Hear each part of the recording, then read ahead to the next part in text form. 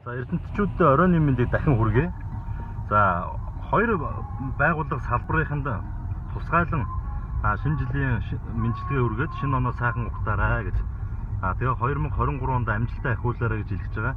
За тэр нь аль байгууллагыг гэх юм бол онцлог нь гэхээр тухайн байгууллагууд одоо яаж одоо техник технологийн боловсон хүчний үйлчлэгээний соёл нэвтрүүлсэн байсан ч гэсэн хязгаарч сэтгэл нэг үйлчлүүлэгчдийн иргэдийн сэтгэл хандгуу хоёр салбар. За тэр салбарын нэгдүгээрт нь болохоор эрүүл мэндийн салбарын орно.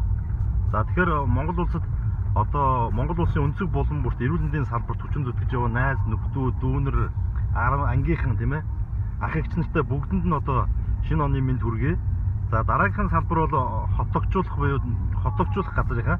За энд бол яаж ажилласан хүн байгаа тохиолдолд ялангуяа иргэдийн одоо нэг хог татан авалттай холбоотой эсвэл иргэдийн орчин тойронд цэвэр байхтай холбоотой асуудал одоо яг хөгжөөгүй энэ үед болохоор хог гэдэг зүйл бол хүн байгаа газарт бол байнгын байдаг.